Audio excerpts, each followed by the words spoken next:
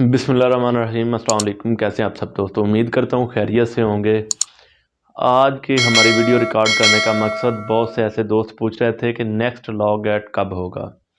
तो next log eight के हवाले से, चांसेस के हवाले से, सिलेबस के हवाले से, और क्यों जो ऐसे दोस्त हैं दो दो तीन तीन दफ़ा बार बार फेल हो चुके हैं, उनके फेलियर के हवाले से, कि ऐसी उनकी कौन सी कमी बेशी तैयारी में रह गई थी जिस वजह से वो फेल हो गए थे। बेसिकली लॉग एट के हवाले से अगर हम बात, सिलेबस के हवाले से बात करें, तो इसकी कोई बुक नहीं है कि कोई ऐसी बुक हो जिस बुक से हम ये सारी तैयारी कर लें और जाके पेपर दें और हम पास हो जाएं। क्योंकि इसका जो सिलेबस है वो सारा सिलेबस हम बेर एक्ट से कवर कर सकते हैं।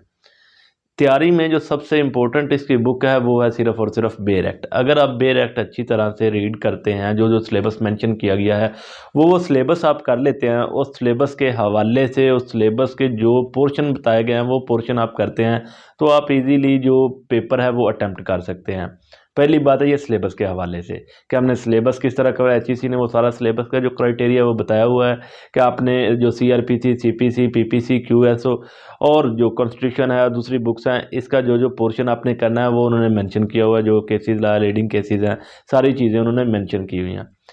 इसके अलावा जो दोस्त ऐसे हैं जिन्होंने तैयारी भी बहुत ज़्यादा की थी और अनफॉर्चुनेटली वो सिर्फ 1 नंबर या 2 नंबर से वो रह गए थे। बेसिक जो उनका था वो भी बिल्कुल ठीक था, तैयारी बहुत अच्छी थी। उसकी जो वजह है उसकी ये हो सकती है, तो एक तो उन्होंने टाइम मैनेज नहीं कर सके, और दूसरी चीज़ टाइम मैनेज ना करने के साथ साथ उन्होंने जो स्टेटमेंट्स थे वो प्रॉपरली अच्छी तरह रीड नहीं की थी। हालांकि उन्होंने बेरक से ही तैयारी की हुई थी और वो कॉम्पिटेंट भी थे और उन्होंने इतनी तैयारी भी की थी, वो ईजिली पेपर अटैम्प्ट कर सकते थे। लेकिन कुछ ऐसे दोस्त भी थे जिन्होंने बताया कि हम जी स्टेटमेंट्स पढ़ते रहे अच्छी तरह, और एट द एंड अब हमें पता चला कि 5 मिनट रह गए और तकरीबन 20 से 25 सवाल हमें पढ़े थे। एक ऐसा भी दोस्त मिला है, उसने बताया कि मैंने सिर्फ और सिर्फ लास्ट जो 5 मिनट थे उसमें मैंने 30 सवाल छोड़े हैं, और जो लास्ट है वो ए बी सी की जो मेरे सामने आया वो मैं लगाता गया हूँ। मतलब वो लास्ट जो 25-30 सवाल थे उसकी उसने स्टेटमेंट्स ही नहीं पढ़ी थी।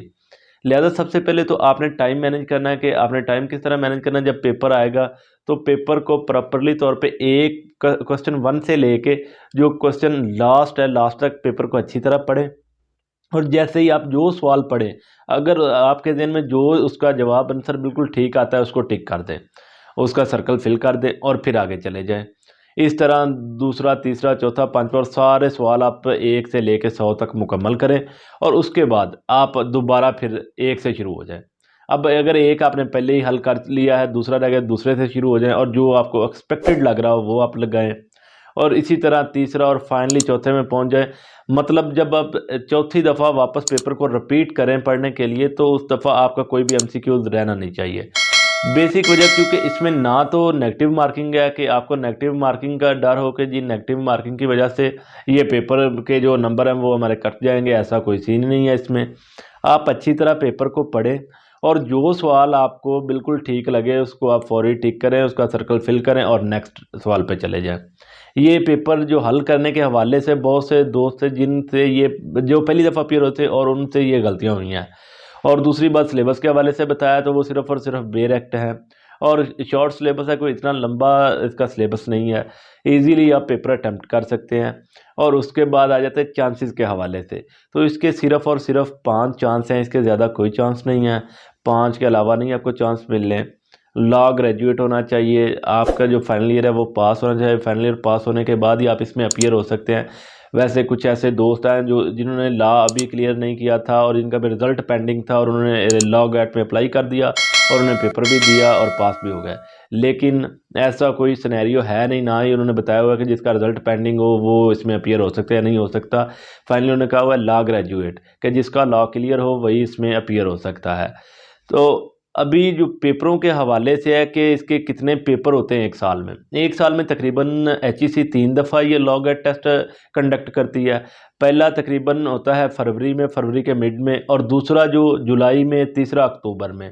मतलब एक साल में 3 दफ़ा उन्होंने टेस्ट लेने हैं। अगर 2022 की हम बात करें, 2022 में सेम हुआ है, पहले फरवरी में हुआ, उसके बाद जुलाई में, जुलाई के बाद अक्टूबर में हुआ। और जो नेक्स्ट लॉ गेट के हवाले से है कि नेक्स्ट लॉ गेट कब होगा, नेक्स्ट लॉ गेट फरवरी में इंशाल्लाह होगा। एक्सपेक्टेड फरवरी है, फरवरी के मिड तक हो जाएगा क्योंकि जनवरी के लास्ट में इसकी एडवर्टाइजमेंट आ जाएगी और जो नेक्स्ट है लॉगआउट वो फरवरी में कंडक्ट किया जाएगा।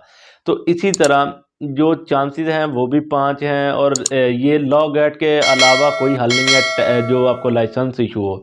लाइसेंस इशू करने के लिए होने के लिए लाजमी है कि आप लॉगआउट टेस्ट क्लियर करें, इसके अलावा आपको लाइसेंस नहीं दिया जाएगा। और दूसरी बात इसमें है वो है जी कि लॉगआउट के चांसेस जो 5 से के अलावा एलएलएम कर ले उसके लिए लॉगआउट एग्जम्प्ट हो जाएगा या नहीं हो जाएगा।